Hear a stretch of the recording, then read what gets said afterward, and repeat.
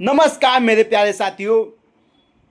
राजनीति अपना स्तर खोता चला जा रहा है।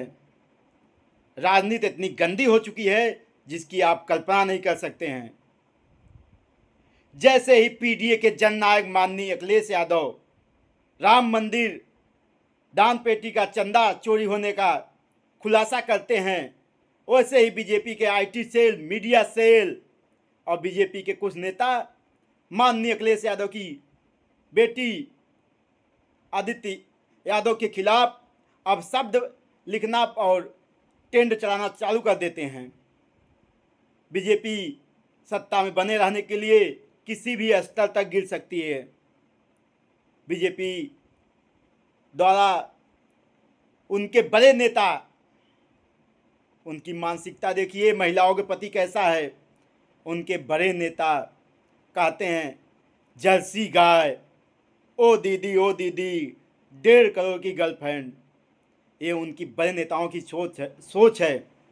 उनके कार्यकर्ताओं के सोच का कल्पना ही नहीं कर सकते हैं। जब राजनीति इतने स्तर पर गिर चुकी है, इतनी गंदी हो चुकी है, तो हमें गर्व होता है। हम उस पार्टी को पसंद करते हैं, उस पार्टी के जननायक को अपना नेता मानते हैं, जो किसी भी परिस्थिति में कभी भी किसी व्यक्ति विशेष की बहन, बेटी, माँ, भाई के लिए कभी भी अपशब्द का प्रयोग नहीं किए हैं। आप देख सकते हैं राजनीति में माननीय अखिलेश यादव जी कटाक्ष भी करते हैं तो किसी की भावनाओं को ठेस ना पहुंचे, इसका विशेष ध्यान देते हैं। दूसरी तरफ बीजेपी है साथियों, जो महिलाओं के अपमानित करने का काम करते हैं। उत्तर प्रदेश महिला अपराध में नंबर 1 पर है। और एक व्यक्ति हुआ करता था जो कहता था जिस देश का रुपया गिरता है उस देश का प्रधानमंत्री गिरा हुआ होता है। अपने बातों पर इन लोग को शर्म नहीं आती है साथियों। शिक्षा के स्तर को खत्म कर दिया गया है। भारत सरकार को पीछे ढकेल दिया गया है। भारत देश को पीछे ढकेल दिया गया है। भारत सरकार, मौजूदा सरकार, अभी होमगार्ड कांस्टेबल का पेपर हुआ था साथियों, उसमें एक सवाल पूछा गया था, हमारा भारत देश विकसित देश कब तक हो जाएगा। साथियों उसमें तो ऑप्शन था 2047 तक लक्ष्य है, किंतु हमारा भारत देश विकासशील देश बना रहेगा कि नहीं, ये सोचने की बात है। आज जिस परिस्थिति में हम लोग हैं, गैस, डीजल, पेट्रोल सब महंगा हो गया है। प्राइवेट नौकरियों वालों की सैलरी नहीं बढ़ रही है साथियों। आज रोज कमाने वालों की स्थिति दयनीय हो गई है। उत्तर प्रदेश महिला अपराध में नंबर 1 पे है साथियों। हमारे उत्तर प्रदेश मुख्यमंत्री जी का भाषण अगर आप सुनेंगे तो शर्म से आपकी नज़रें झुक जाएंगी। आप कह नहीं पाएंगे कि हाँ, मैं उत्तर प्रदेश से राज्य से मैं बिलोंग करता हूँ।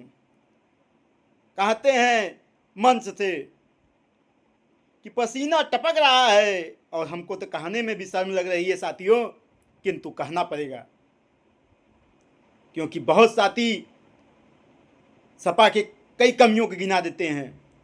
आज उत्तर प्रदेश के मुखिया जी कहते हैं मंच से कुछ दिन पहले, पसीना टपक रहा है और भाषण पेले जा रहे हैं। बताइए, ये आपकी भाषा है? साथियों भारत देश की दुर्दशा बहुत खराब होने जा रही है। गुजरात के मुख्यमंत्री थे तो कहते थे सीमाएं संपूर्ण रूप से आपके अधीन है, फिर एक ऐसे आतंकवादी हमला हो जाता है। साथियों आज ये हर एक क्षेत्र में नाकाम है। शिक्षा का स्तर को गिरा दिए हैं, युवाओं के भविष्य के साथ खिलवाड़ कर रहे हैं। बेरोजगारी परम सीमा पे है साथियों।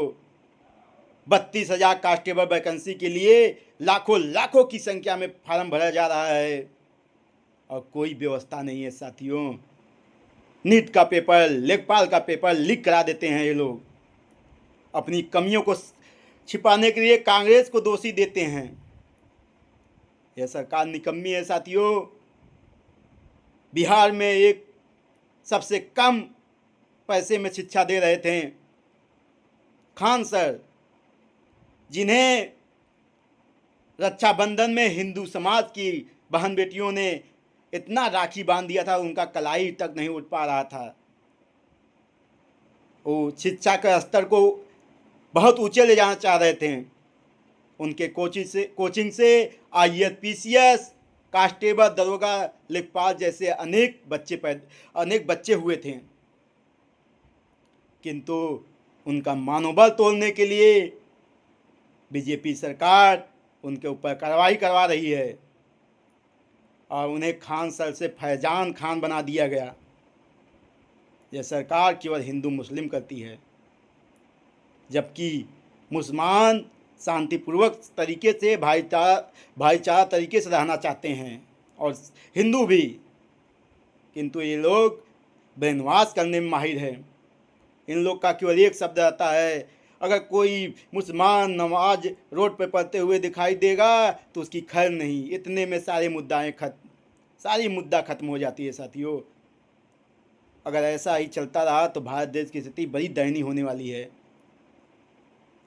हमें तो गर्व है, हम उस नेता को अपना नेता मानते हैं जो कभी भी किसी भी व्यक्ति विशेष के खिलाफ, किसी धर्म जाति के खिलाफ नहीं बोले हैं। उनको देख लीजिए, उनका एज 55-50 साल हो गया है, कभी भी किसी धर्म व्यक्ति के खिलाफ नहीं बोले हैं। मौका है 2027 में PDA के जननायक माननीय अखिलेश यादव को पुनः उत्तर प्रदेश गद्दी पर बैठाने का, खासकर युवाओं के लिए विशेष मौका है। धन्यवाद साथियों।